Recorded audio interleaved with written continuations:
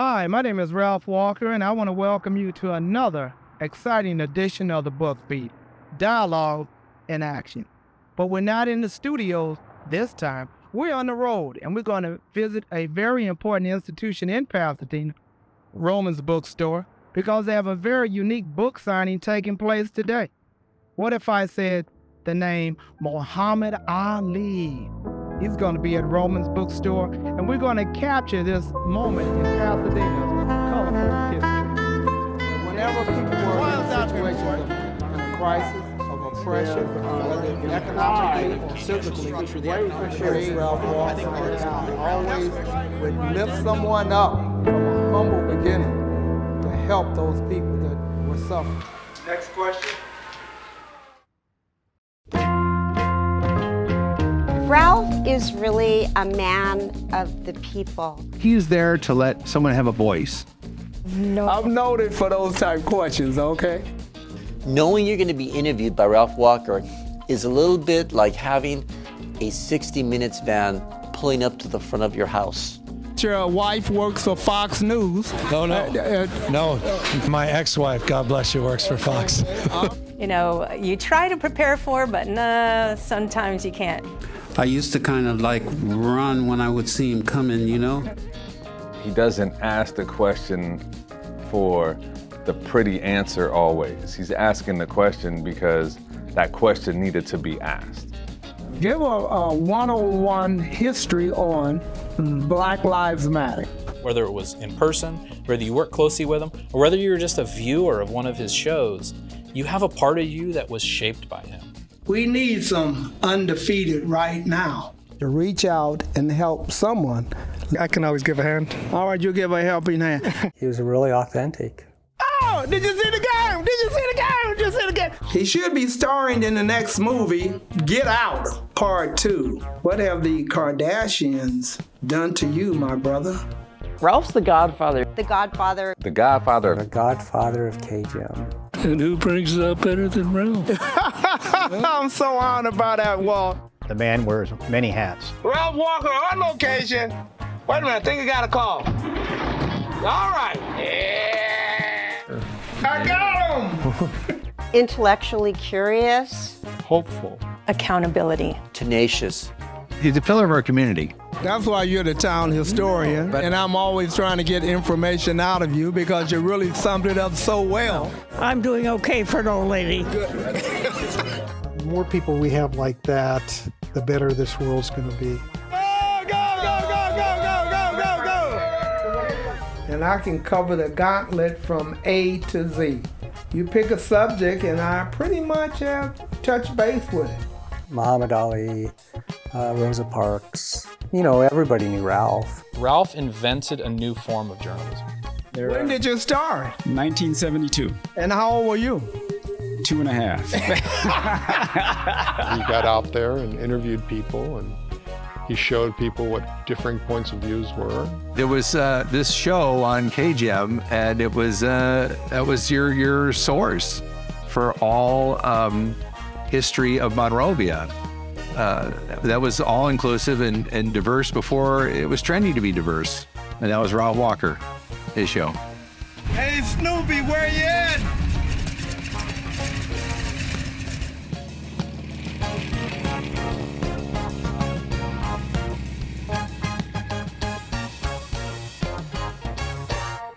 And when did you first meet Ralph?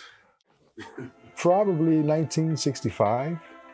I had just graduated from 8th grade. I went to school in the inner city of Chicago, and I moved out to a community called Morgan Park.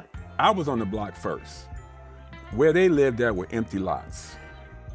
Then they started this homing development in the area. They were building houses, any empty lot. Homes are nice and everything, so mother and father worked hard to buy a home in Morgan Park. Barack and his family lived in a house right down the street from my family.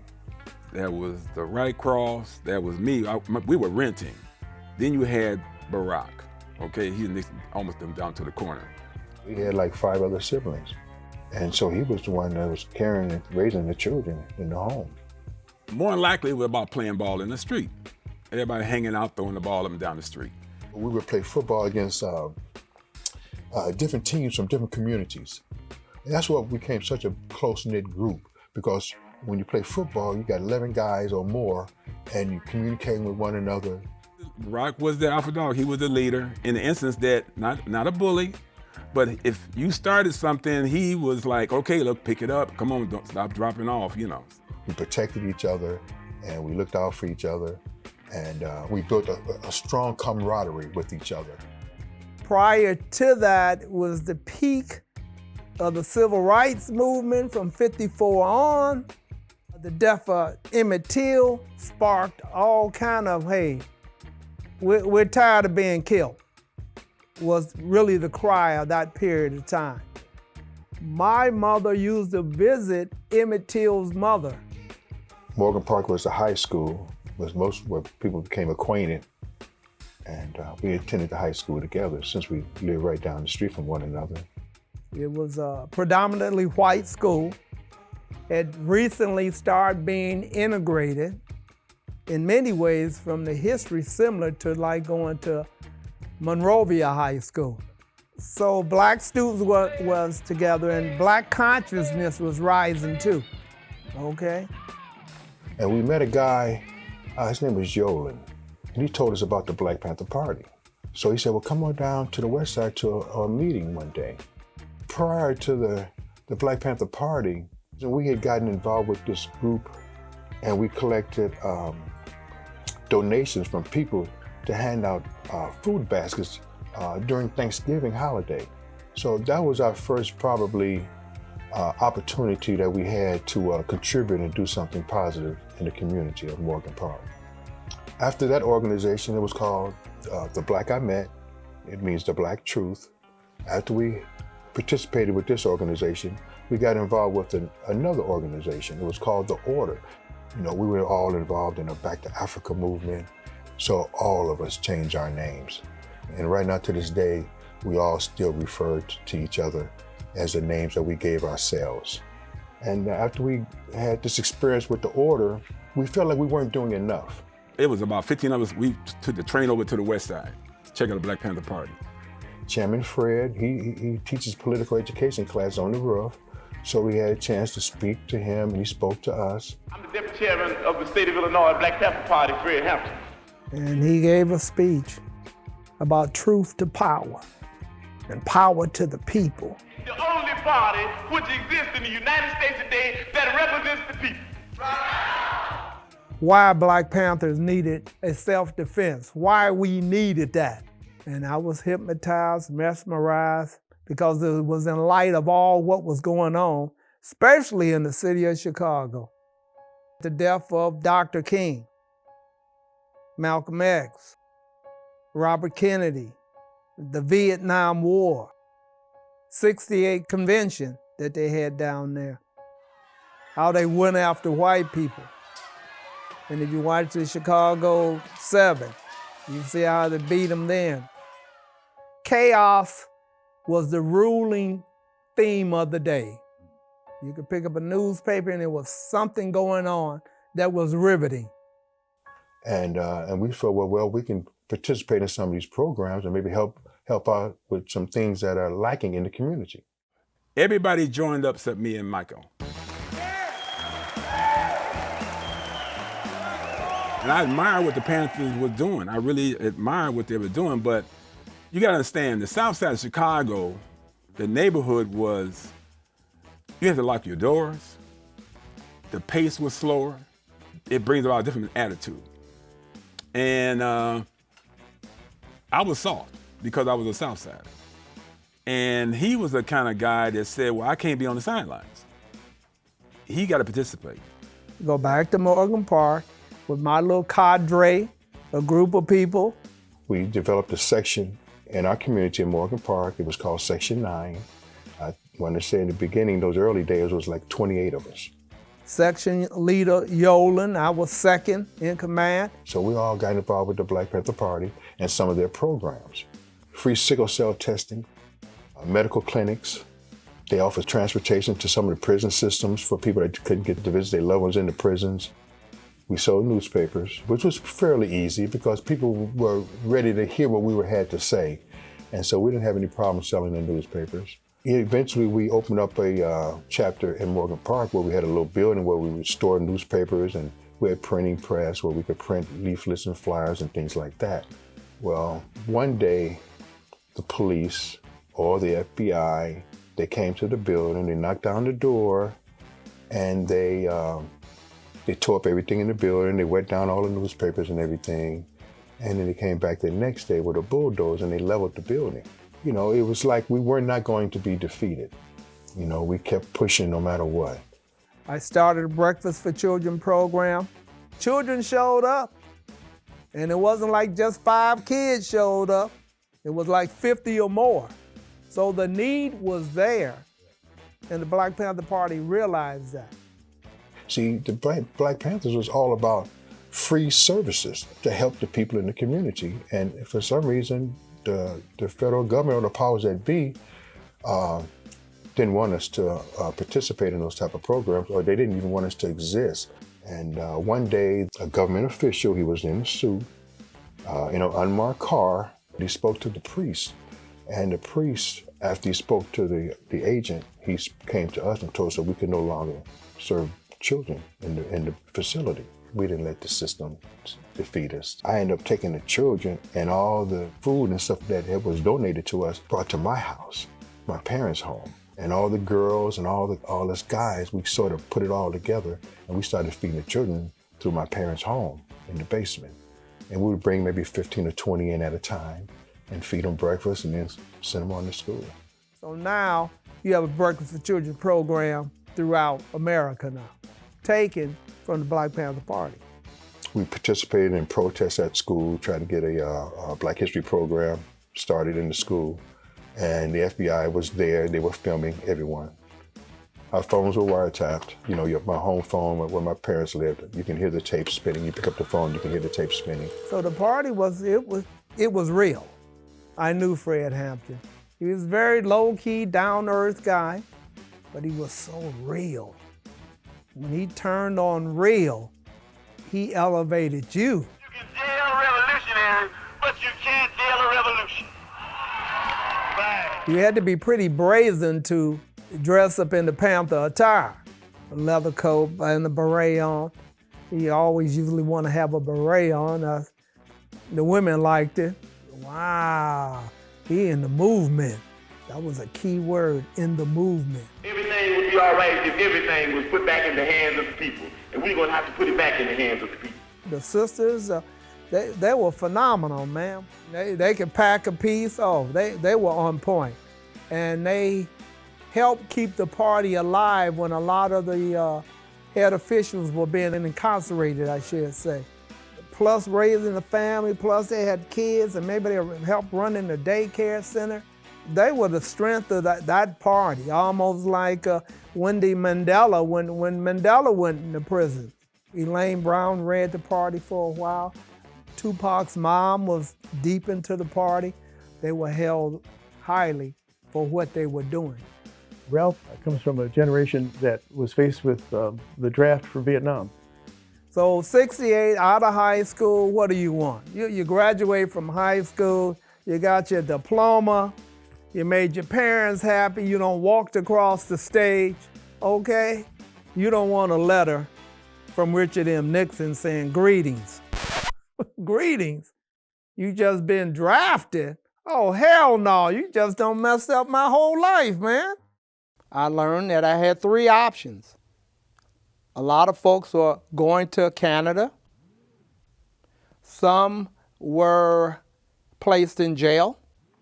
But if you were a good, outstanding citizen, maybe you could persuade the judge to put you on probation. It was a gamble. It was a gamble I decided to take because I really admired Muhammad Ali, not just for his boxing prowess, because of his ability to articulate to the powers that be and to everyday people. No Viet Cong ever called me nigger. Why should we go and fight wars in other countries when we don't even have freedom here in America? And the backdrop, he had a thing too. I had brothers coming back from Vietnam telling me the real story about Vietnam, what was really going on. There was one brother, Bill West, won't forget him. Always was clean when he walked out the house. Stetson's on, the pleats, oh man, clean. Then he went into the military. He came home and he was not the same person. I mean, he looked homeless, but he lived with his parents. And he'd be drunk and people would say, well, be cautious, don't rattle and don't. So then one day, it was about 4 of us around, and he started telling us about Vietnam. How he was in this long, I don't know what you would call it, and it was like soldiers raining hard. And then they would doze off because they would like be so tired, but they had to stay up. And then the next day they wake up and every other soldier was decapitated. And he said, don't be a fool and go. And that story, you got to figure right after high school, you hearing this story from this guy that you thought was a guy on the block. He breaks that down to you. That's war. You kill people in war. So it was like, whoo. And I'm here butt naked, standing in front of this big, tall, redneck guy, telling me, make sure you come back here tomorrow. I put my clothes on, and I say to myself, I ain't never coming back. Ralph was a draft resistor and said, I'm not going to war. I'm not going to do that, and paid a price for it. When you turn 18, you're required to apply for the draft. Some of us hadn't turned 18 yet, so we didn't have a draft card. So I took my card, went on a Xerox machine, whited out the information. The girls helped us, and we were able to just type over his name and put our names in and laminate it, and wow, we got draft cards. So that means that they could get a job and show their draft card, because they would ask you when you applied for a job, let me see your draft card. You couldn't go to college because you had to show your draft card. You couldn't get a job unless you showed your draft card. So by us having draft cards, with your name on it and your classification 1A, you were able to apply for the job. They look at your draft card, they hand it back to you. You can fill out the application. Usually people were burning draft cards. Hell no, I won't go. Needless to tell you, I was Baba Black Sheep in real life, okay? So then I enrolled in Malcolm X College in the city of Chicago. The name, especially at that period of time, was like so riveting. It was like, oh, you going to the Liberation College, or you learning how to destroy America College. But it was a tremendous place to go for education, because those professors, wow, they prepared you. So I was there, getting my brain together. And then one day, I'm driving down the street in my car. And they stopped him when he first turned onto the block. And they told him, hey man, don't go home, just keep going, because the FBI is down at your house. So I drive straight ahead and I see a white guy standing out front. And then I drive over to the north side and chill and think, damn, what the hell don't happen?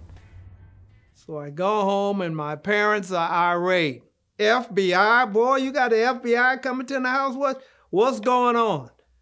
And I'm like, well, Mom, I'm not going to Vietnam. I know too much about it.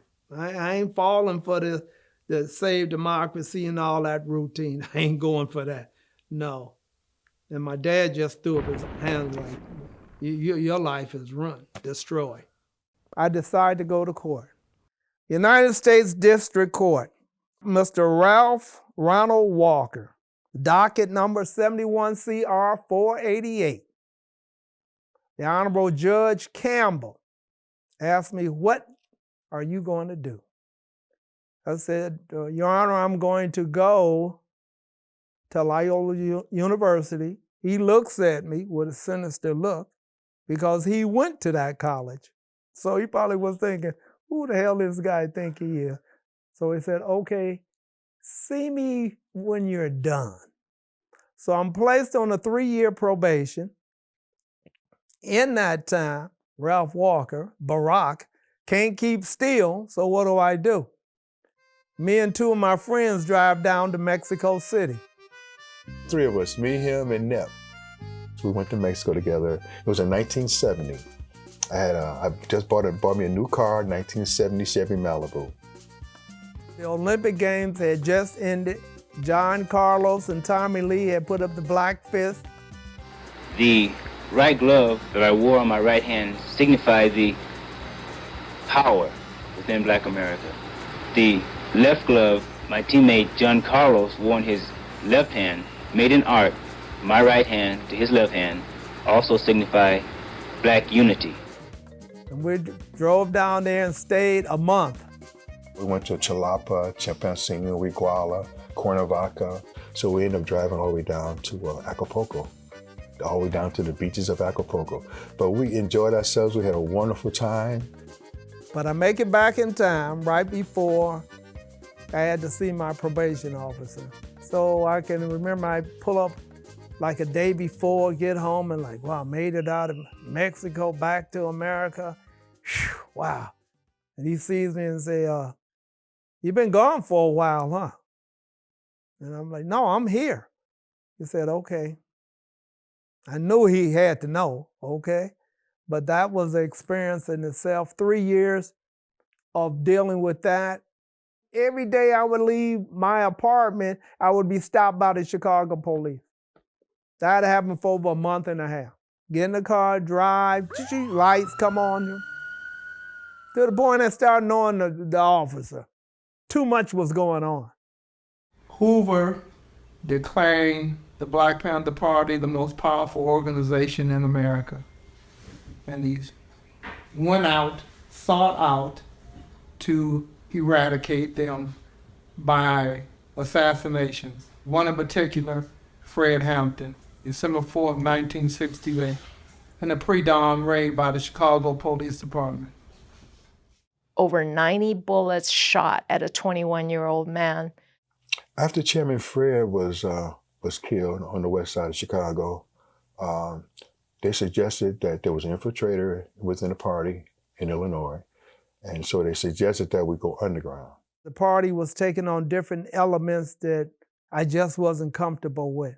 It started getting that gang culture in it. People started wanting to be dealing drugs, and it was like, wow, this ain't the party I stepped into. So I was ending my probationary period, graduated from Loyola University, went back with this to see Judge Campbell.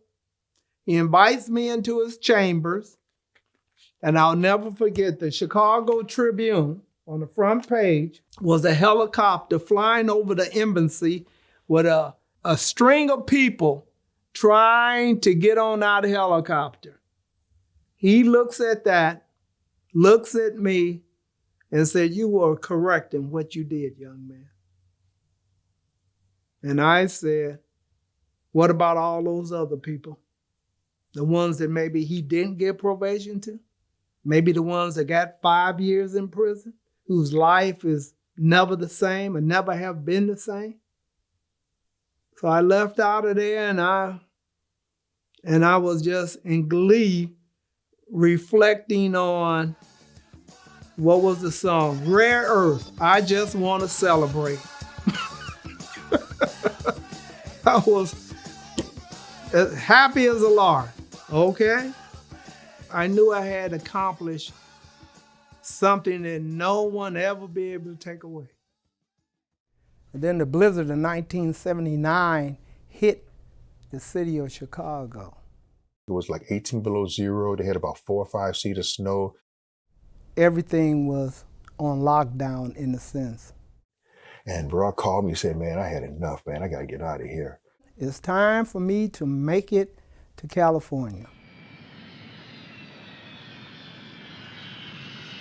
I landed in Pasadena. And he stayed at my house. until he was able to, get his own apartment and everything, for his family. And he had his family come out. And then he got a job at Data Tape Kodak in Pasadena as a buyer. And I was on a talk show and people were calling in. The subject was Rodney King. The phones were jumping and the guy said, well, keep that guy right there on because when he speaks, the phones light up. After the show, the guy said, why don't you do a show? You ever thought of doing a show? So I had an idea in my mind of doing a show because I was a volunteer at the Black and Latino Book Center. It wasn't a Vroman's, it wasn't a Borders. It was an independent bookstore that, had very unique books that would spark conversation. And he was the power behind the throne, I believe, there. We spoke to the powers that be, the people in charge, and they said, yeah, you bring your own people, your own crew, and we'll show you what to do. So I started doing a show, interviewing first-time authors on their books. Hi, my name is Ralph Walker, and I want to welcome you to another exciting chapter of the Book Beat, Dialogues in Action. It was quite amazing to interview someone as they talked about giving birth to their first book. But it was difficult, of course. They have to break you down from your civilian way of thinking into the military. So it was difficult from that point of view. One of the first guests that I had was Rosa Parks. It was covered well in the Star News. Really agreed to doing whatever was necessary to do away with the legally enforced segregation that was the beginning of that. In 1993, I heard that Muhammad Ali would be appearing at a bookstore, independent bookstore in Pasadena. So I went to Vroman's bookstore and spoke to Mr. Sheldon, co-owner of Vroman's bookstore, and asked him if I could televise Ali and the book signing. He said, you won't get in the way? I said, no. He said, okay, you could do it. This has never happened before. I went back, got the crew at Channel 56. Ali appeared at Vroman's bookstore. And we're going to capture this moment in Pasadena's colorful history. Stay tuned and see if you caught getting a book signed by Muhammad Ali. People from all around, he hugged, he kissed babies, and during the book signing, I was in Ali's ear. I had a bad left hook, and now I got a bad book. Towards the end of the day, Ali would approach me and say, who are you, the Black Howard Cosell? And I laughed. I thought it was so funny. And then his wife would approach me later and ask, who are you with? I said, I'm with a local television station, public access in Pasadena at the time. She got my name, my number, and I was hoping maybe I could lure the champ to the Black and Latino Multicultural Book Center. Could not believe it when Rita Dyson, the owner of the Black and Latino Multicultural Book Center, informed me that Muhammad Ali would be coming to the bookstore 12/19/93. The street was blocked off. The current mayor, Rick Cole, would present Ali with a proclamation proclaiming Muhammad Ali Day in the city of Pasadena. What a moment it was. On the stage with my hero, someone that had a tremendous impact on my life. Ali stayed there forever signing books. Oh, and I had to get the family portraits in.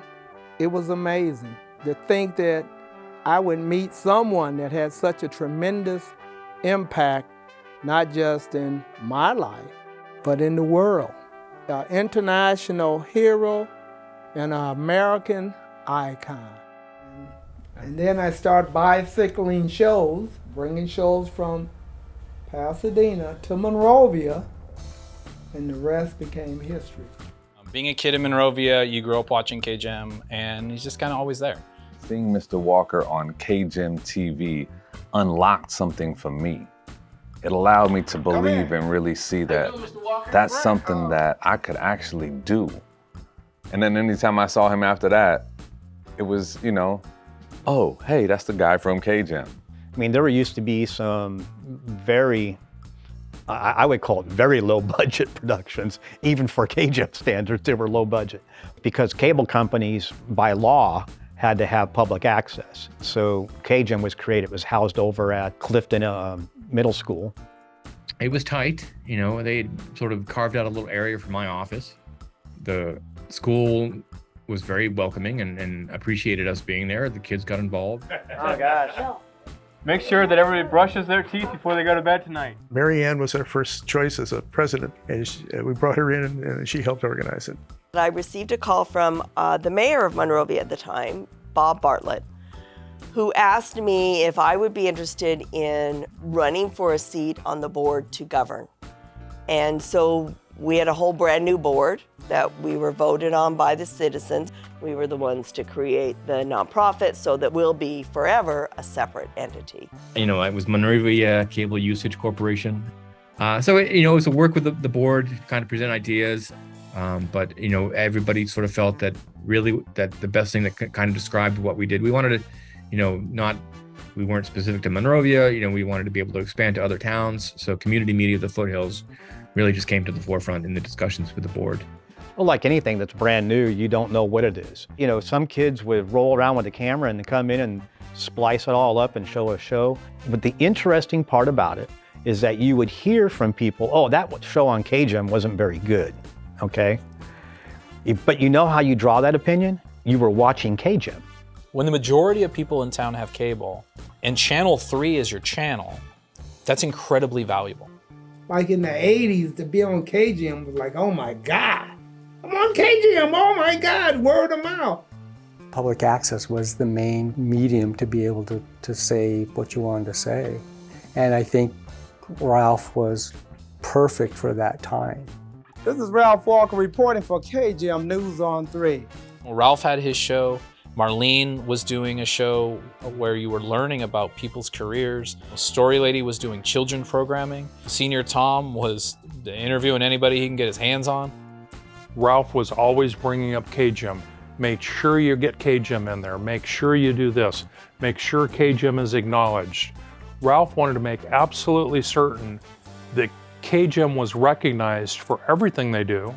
The purpose, and that I thought, and I've always thought, was being able to get out, unvarnished, the community's voice in whatever form it's taken. Monrovia is unique in that it has a television station that the community can tune into to find out what's going on. What do you think about today's event? I think it's wonderful. For the president to come here to the city of Monrovia? It's very nice. If you're going to see an event, if you're going to see the game at the school, if you're going to see the holiday parade, it was you needed to tune into KGEM, and that was where you would find out about your local community. You weren't going to see it on the big, the TV stations out of downtown or anything like that. So it was all about Monrovia's television station. KGEM goes out, whether it's school board meetings, city council meetings, planning commission meetings, events in the community, shows like Ralph's. If you were flipping through the network channels and you saw that Ralph's show was on, you were going to at least stop and hear what he's talking about. He had a way of pulling you in. And he would poke the bear sometimes. He would ask questions that got people all riled up. Has anyone said this is not what America is about? What's not what America is about? Racism? Those type of pictures. Well, I don't even know what those pictures are. I don't know where. I don't know where they came from. Wait a minute. Now you're not allowing me to finish. Mike, come on. Come on, Mike, slow down now. You're a learned man. After 15 minutes, they're either very real or they're dodging something or they don't want to say it. He's able to find a way to talk to any moment.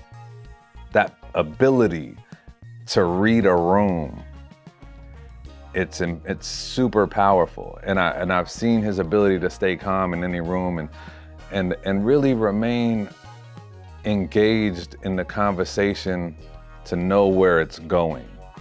Where is this heading? What are we talking about, and what would we like to share with the viewers at home? Oh, somebody out there might be wondering, what does Monrovia Reads do? I remembered watching Ralph on KGEM as I was watching KGEM at home. Then I met him in real life, probably volunteering, helping on his show, which was, at the time, it was Conversations in Monrovia. Welcome to the show known as Conversations in Monrovia.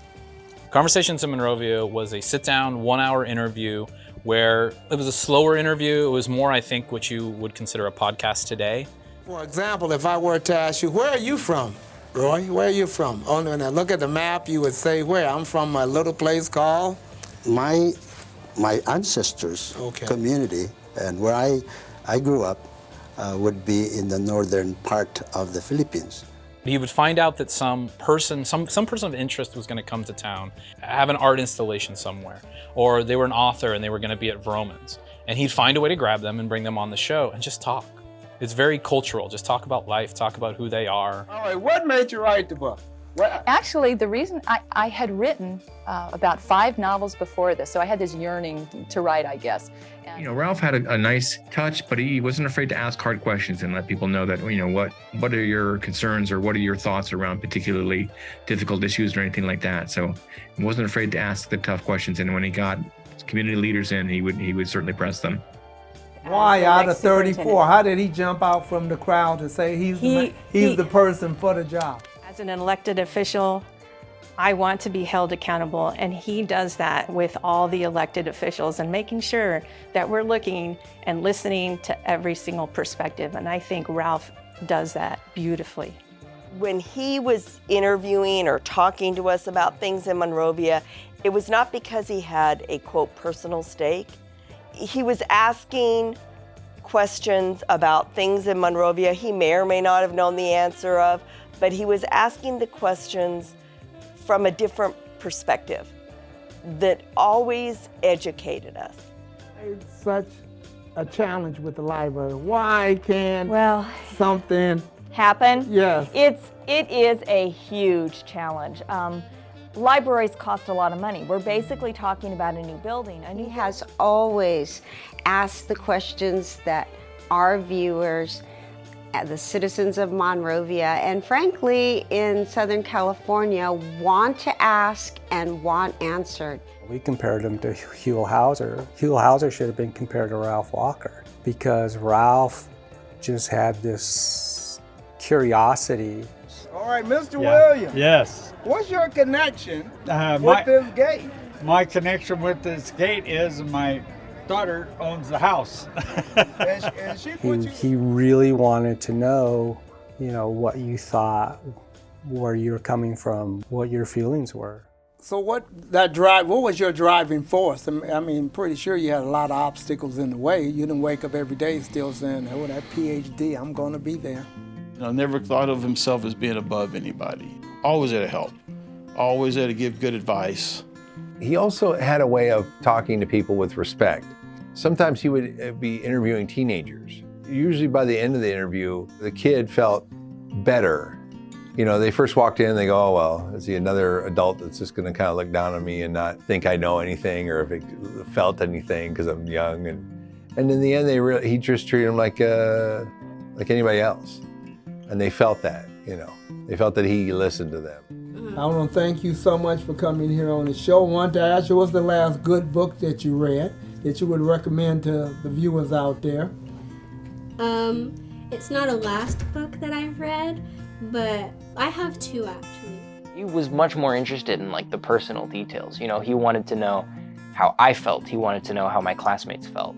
So what was the atmosphere in the hallways, in the break areas? Right. What were people saying? I heard. And I was not prepared for those more personal questions. Well, so there was times where I was like struggling to find a good answer, and I'd throw something generic out there, and he'd shoot it down, and he'd ask me the question again, and he would not let up because he didn't give you any freebies. Have you gone into any department stores? I mean, any grocery stores, I should say. No, I don't think I have. Not at all? Not at all. You haven't seen it? But I think that's the sign of a good interviewer. I don't see him putting on an act. I dealt with a lot of news people from LA, and you were talking to an actor who was working out a script and had put on a persona. Never got that with Ralph. Ralph, this is a conversation that was important. I think it's something about being defeated that leaves such a nasty taste in some people's mouth that they just don't want to experience that again. Especially compared with other like commercial media that's out there where things are sound bites and shortened. Ralph can hold a conversation for an hour that's extremely interesting. My first meeting of Ralph was in 2001. My family, we are members of the Baha'i faith, and we went on pilgrimage to Haifa, Israel. I'm honored to have here in the studio the family right here. How you doing today? All right. Thank you, Ralph. I'm working with today's morning. Okay, trust me on this. Ralph interviewed us, and it was a live show. So we had people call in and to ask us questions. My Baha'i friends, this is Nisi. How you All doing? right. Yes. You made this happen. Oh, I'm so happy that they came through. I knew they would. I just wanted to say I'm having a wonderful time listening. You know I love you all. And I'm so grateful to you, Ralph, for giving them the opportunity to share their life's journeys and adventures in the Baha'i faith, because it is truly an interesting faith. And He made sure everybody spoke. He would express in a very intelligent way his beliefs, but he would allow those people that disagreed with him to disagree with him. I would like to say I was on that change making for the positive when it came to race and racism and bigotry, no matter where I was at. Before my time as executive director, there was a show on called The Tricksters, and it played late night, so they kind of did whatever they wanted. But they did an episode that was blackface that got all over the newspapers. recently in Monrovia, there's been talk about a particular show that's been coming on the borderline of comedy, stupidity, and insensitivity, if I could sum it up that way. But you still spouting that kid and shit? Yeah, we still riding big boys spouting that kid and where be at, man. And this is pre-YouTube era, so people were just not used to seeing, if it was on TV, it was clearly somebody approved it. Now I think people kind of get that idea that there's these free speech avenues that don't have normal approval processes. But Ralph's response to that was to invite them on and onto his show and talk about it. Welcome to the show known as Conversations in Monrovia. You know, young people are having a tremendous influence on what we do, what we say, and sometimes what we think. That was his response, was like, this is controversies happening, and this is clearly something that he has personal feelings about, deep personal feelings. Some of the viewers out there might be wondering or pondering this question. Is it fair to climb on the backs of oppressed people in this country, no matter what ethnic makeup they may be, and use them as a launch pad for your career? Is that fair? For example, have you done any skits on Jewish people? Not yet, but it'll happen. Armenians will happen. Any ethnic we can get our hands on, it's going to happen. No one should be used to be degraded for someone else to earn a stripe for comedy. To like suck it up and just say, the way we're going to solve this is to have a conversation about it.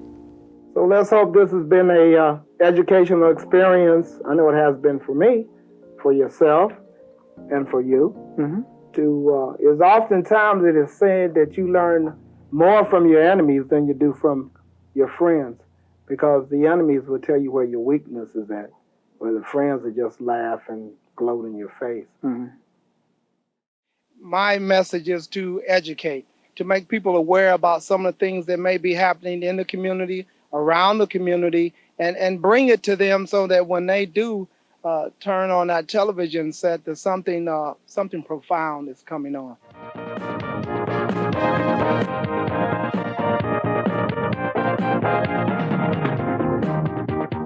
He was starting to transition to do more live shows. At the time, KGEM had a lot of live shows. If you could do something live to tape, the quality was significantly better than if you needed to edit it, because you needed to copy it from one tape to another to do the editing.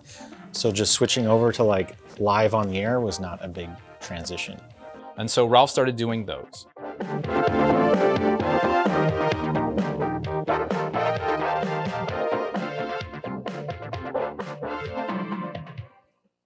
Welcome to the show known as Conversation 2000. Hey, this is something special. This is a live show, so anything can happen. One of the big ones that we did often with Ralph that was live was election results. So the city clerk would have, there was actually a space where they would go through them and then stack them and then put them through the machine, and we would put it out live. And in between we would go through and Ralph would be standing there in the entrance to City Hall and doing interviews.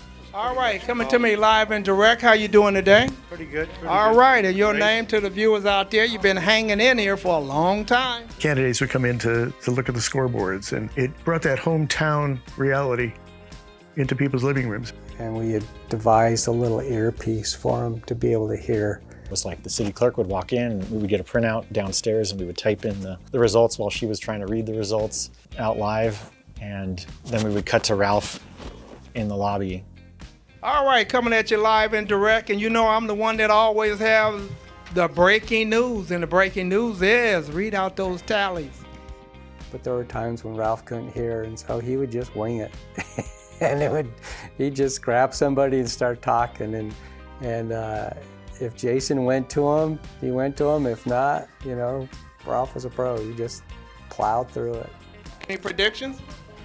I think the people of Monrovia will speak, and the leaders will listen. All right, now as you over the years, you know, he had developed a rapport with the community and thus a following. He takes you someplace and he goes, "This is a friend of mine." That's all it took. So I felt like I was a made man, kind of, because, you know, Ralph gave me the okay. I got the seal of approval from Ralph. And that opened a lot of doors for me around here. Even now, I would see people that I've seen around here just through the city, and they would just say hello. He was viewed as a person who had his finger on the pulse of what's happening in Monrovia. Because they know that they're going to get the good story, they're going to get the behind the scenes story, and they're going to get educated. He would give you an opportunity to have a window into people's lives that you wouldn't normally come in contact with. And then the next week, he would have a politician or a candidate interview, or for instance, there's a hot topic in town, whether a Planned Parenthood should come to town or not. He wasn't looking for the rainbows and unicorn story. He was looking for the meat and potato story, the one that, you know, made it so when you're looking at your community, you're getting the snapshot of what's really happening. And now, boom, it's an hour-long discussion about it.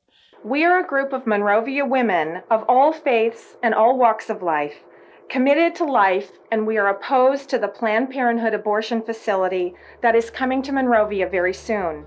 On the southwest corner of Myrtle and Huntington Drive were several parcels of land, and the city wanted to build something other than what was there.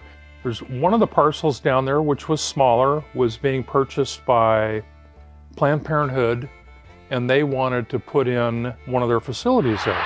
And that's this building right here. The future home of Monrovia Planned Parenthood. To some is dubbed the abortion mill, the killing clinic, and to others, a different view. And I said, why don't I do a show on it?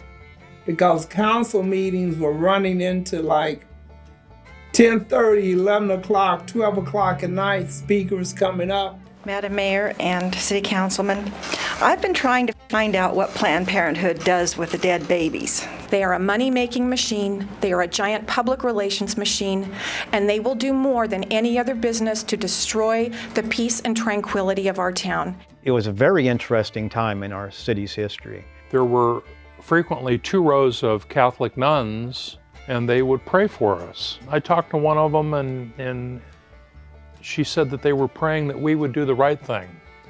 And I kind of smiled and I said, well, the right thing depends on which side of this you're on. If you were to ask me today, what is Ralph Walker's personal opinion on that, I would not be able to tell you the answer.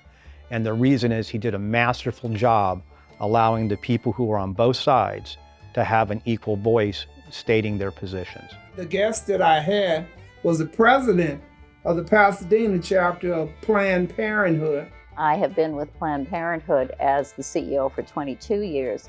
I'm also involved in a lot of other activities in Pasadena. I've been chair of the Commission on the Status of Women. I'm on the board of the United. And it was a damp, cold night. And periodically I will stand outside the KGEM studio door and look for the guests. And then I see this lady walking up with a little hand purse all by herself, coming into a hostile city, a hostile environment. And Ralph was in the center collecting interviews from people on both sides. I support you very much. I've been here in Monrovia for 31 years, and I know that a Planned Parenthood doesn't need to be on Myrtle Avenue. Just opposed to Planned Parenthood being in Monrovia because of the location. Opposed to Planned Parenthood being in Monrovia because we're opposed to abortion, but not just because of the location. Well, safe harbor is KGEM. When you walk through the doors, you'll be greeted with respect, no matter what your opinion or philosophy is or what you stand on. And it was going to be a live show, call in, and it was, of course, a very calm, nice conversation. Caller on line 1. Yes, the reason why I'm calling is that how can you build a clinic and just knowing that you're going to have abortions be done at this facility? I mean, I really don't think that is right. It was about 8 o'clock, 9 o'clock at night when she left. I think it went through both me and Ralph's head that maybe we should walk her to her car. This issue has been very contentious in town, and everybody knows that she was at the studio. It was just live. And I think off camera, I asked her, how do you feel? You taking her?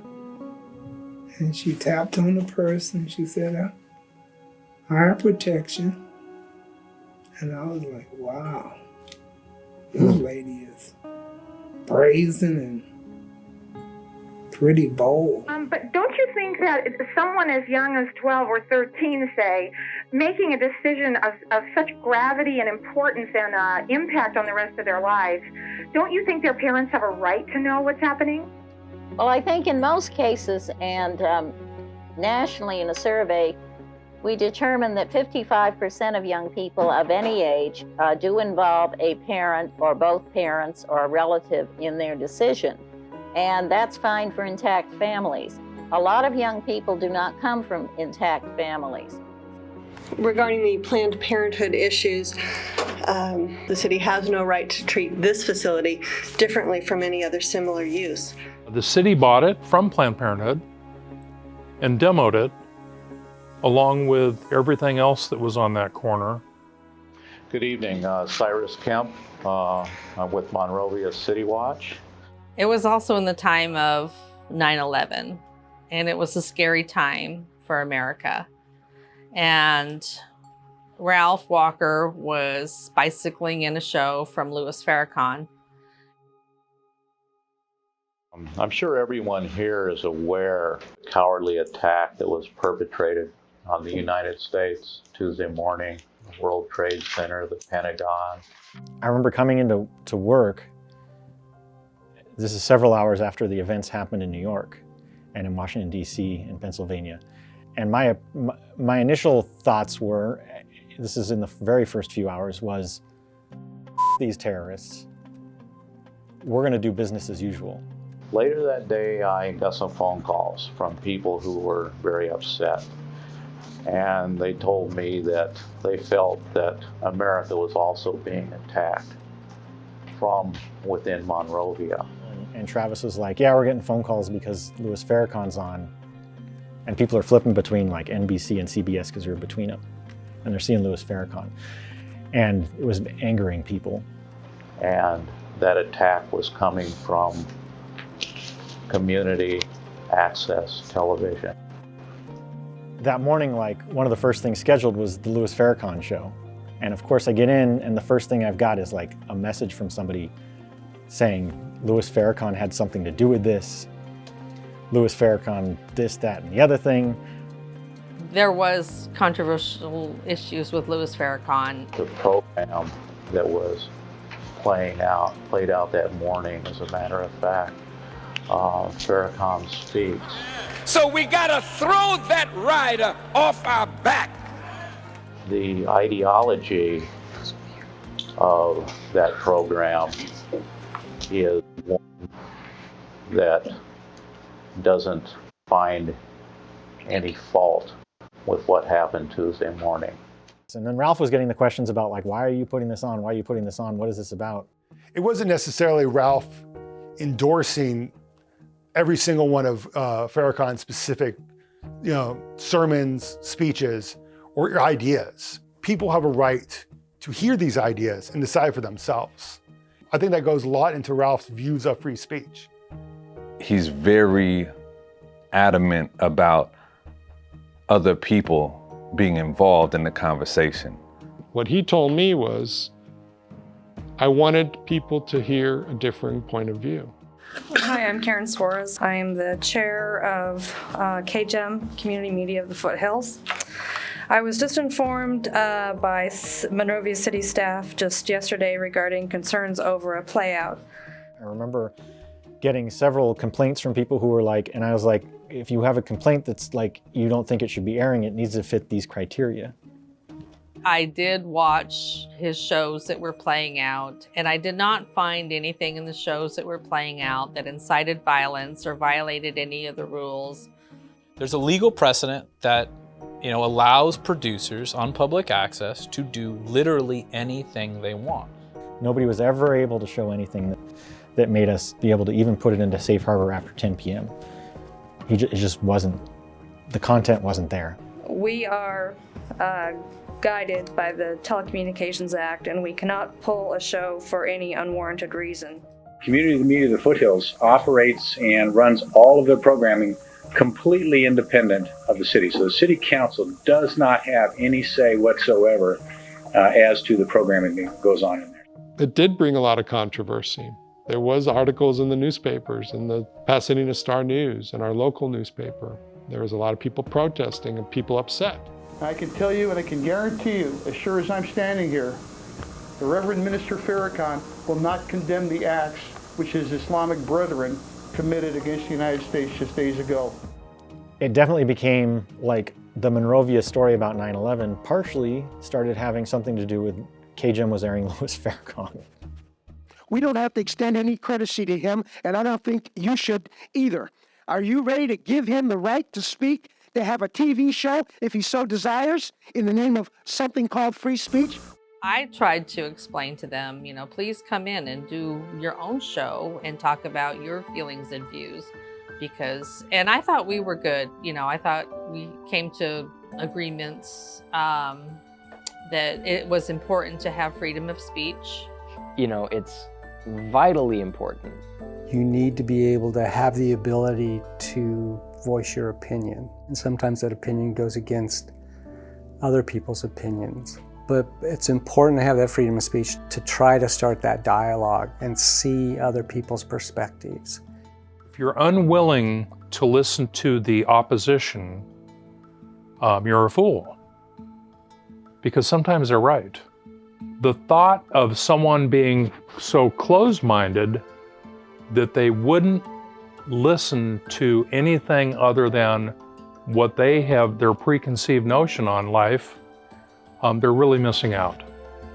Hopefully you'll walk away from the conversation with a different perspective or a respect for the other side. And even if they're not resolved, to be able to peacefully sit in that disagreement. And that is what Ralph has been very good at. Ralph Walker voluntarily stopped the playout for Saturday. He will reassess the situation after Mr. Farrakhan is scheduled to do a national address on Sunday, approximately 12 noon. I, on behalf of all the members of the Nation of Islam and on behalf of many millions of Muslims here in America and throughout the world, lift our voices to condemn this vicious and atrocious attack on the United States. And then Ralph I know he found himself in the middle of this storm a little bit, and he didn't feel like he was the right person to answer questions about Louis Farrakhan. I'm Ralph Walker. I'm listed in the phone book. You can contact me. But I'm not here to give any credence to the previous speaker, Mr. Cyrus Kemp, because he's somewhat a virus in the community.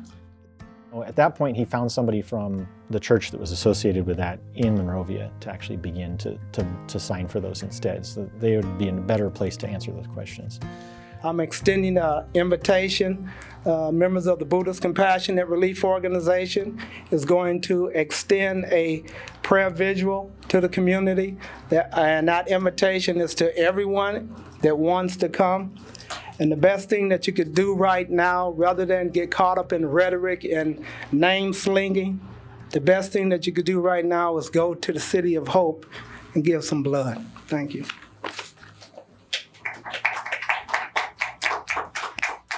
Early the next year, we ended up kind of reinventing KGEM. That's kind of where the KGEM, KGEM as the education access channel kind of came from. So if people wanted to watch it, they could find it, but they weren't accidentally flipping into it between NBC and CBS. It was right towards the end. I remember Conversations was going to be ending or already ended. And they were talking about starting his new show. And at some point I had to turn to Ralph and go, Ralph, I don't think we can do live shows anymore. And he goes, they have to be live. They have to be live. There's something about a live show. A live show is directly what it says, live and direct.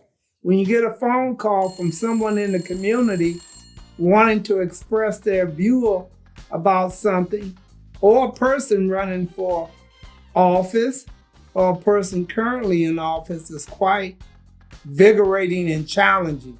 He's kind of decided to find a new show where he would interview people and kind of talk about things that were happening around town. We formed this show called Beyond the Headlines. And at the beginning of shows, he would show newspapers and go through headlines. He would introduce his guest. Right over here in the corner, Mountjoy Blast, the system in Sacramento. He's talking about the guys that write the rules and shape our very lives. I'm honored to have here in the studio, believe it or not, Assemblyman Dennis Mountjoy. Hi, Ralph. Pleasure. All right, and I got the name right, too. You have it correct. He was interviewing Dennis Mountjoy, who is the son of the former mayor of Monrovia, Dick Mountjoy. Well, he was chewing gum on the show. Now, Ralph didn't say anything about it, but it's a live show. A young viewer called in. Hi, I was just calling in about I was camel surfing, and the guy in the black tux, are you nervous because you keep doing a lot of gum?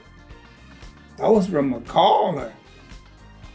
You know, in that moment, other people be flustered, oh, and feel like they're going to embarrass this guest, embarrass somebody who's going to go and be our assemblyman. So as a guest, what do you do with the gum in your mouth? How do you stop the sweating?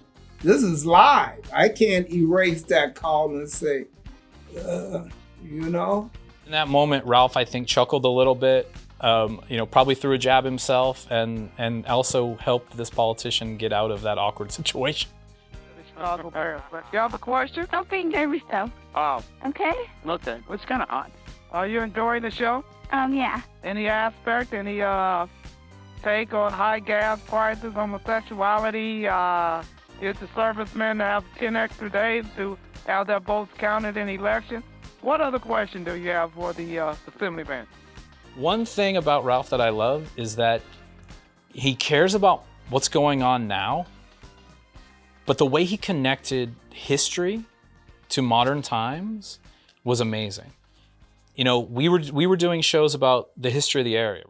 I'm honored to have here in the studio, as I said once before, Thelma Adams King. How are you doing today?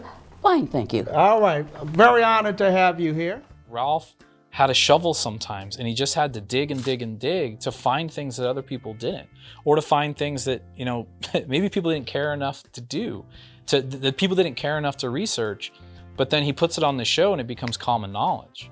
That is my cousin, Leroy Chris. And his mother and my father were sisters and brothers. During World War II, he graduated from Monrovia in the class of 40. I was in 43, he was in class of 44.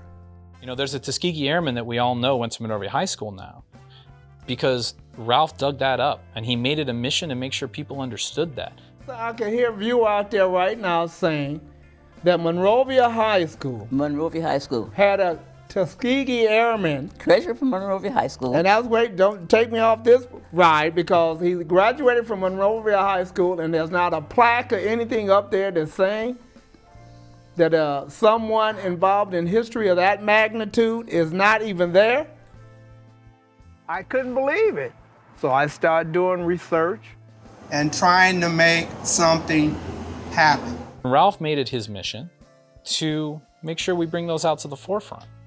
Recognize this man. Recognize this history that you have that's part of your fabric of Monrovia.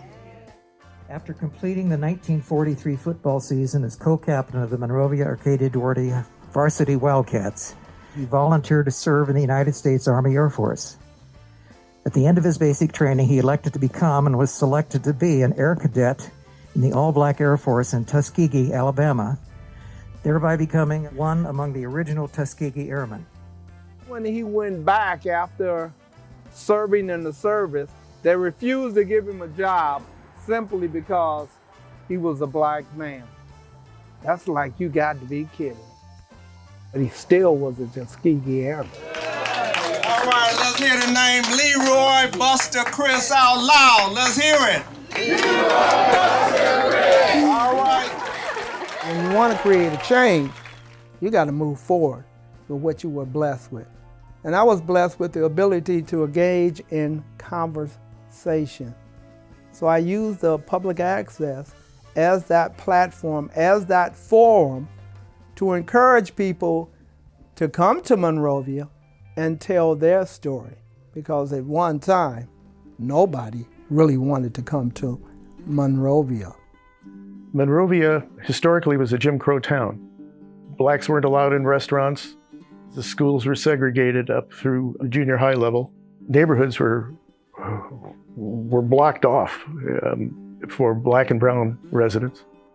We knew that we could not go above Foothill past a certain time, that we needed to be not there.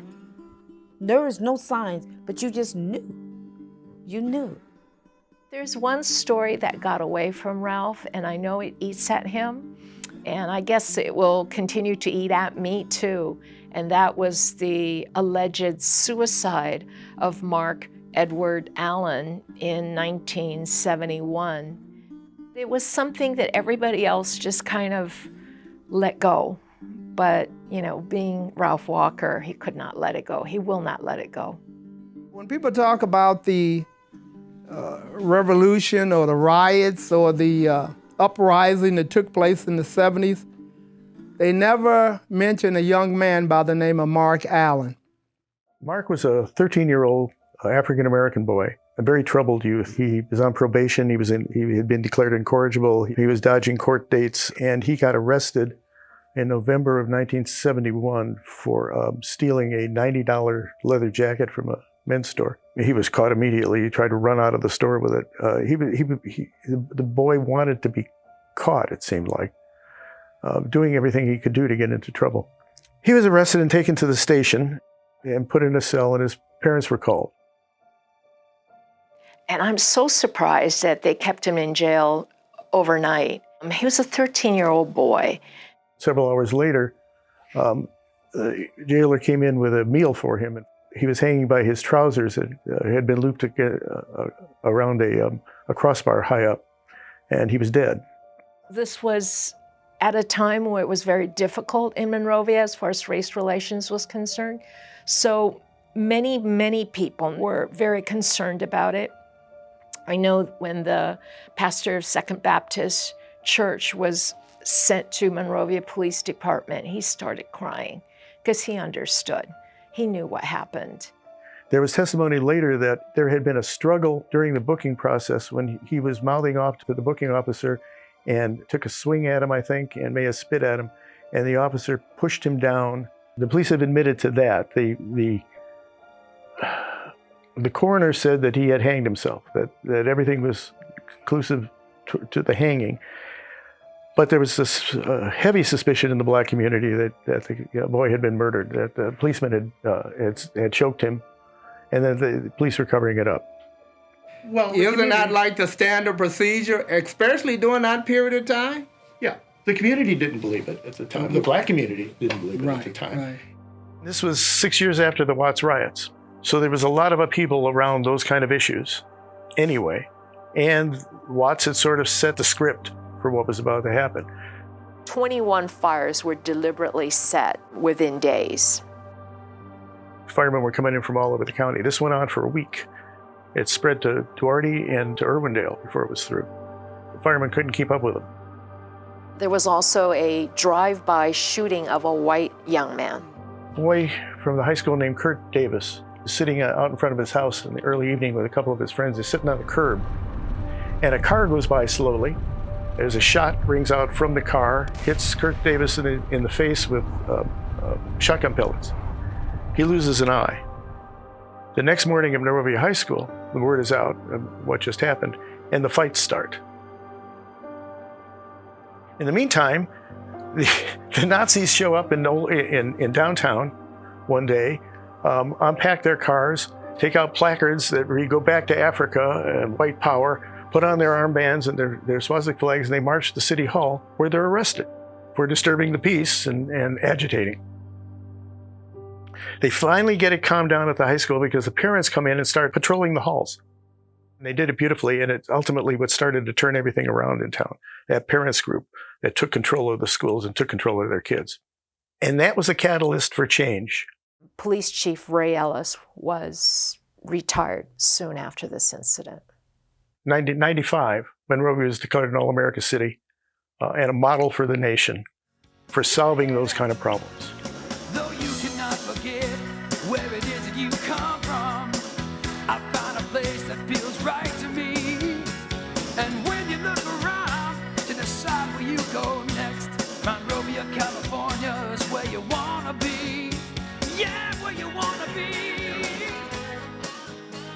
Those are the problems that have always been at the core of Ralph's programming. He'll talk about almost anything, but he'll always go back to that kind of a struggle. And he still is, because the struggle still goes on. Racism is so intertwined with the foundation of America.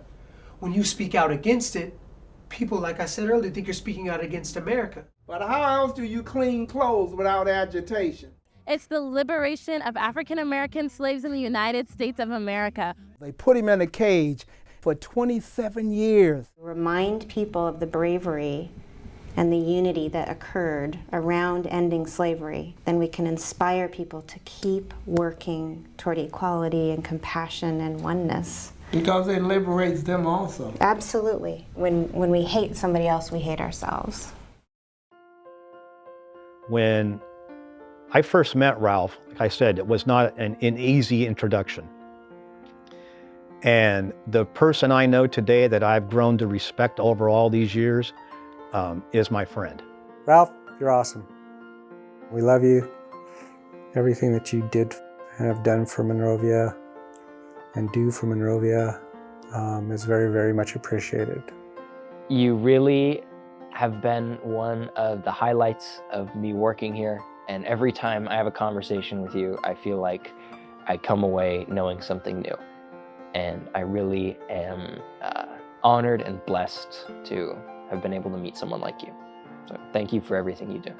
There was a mutual respect between Ralph and I that I will cherish, I do cherish, and will continue to cherish forever. Keep on standing up for the fight, Barack. Oh, I love you, Ralph.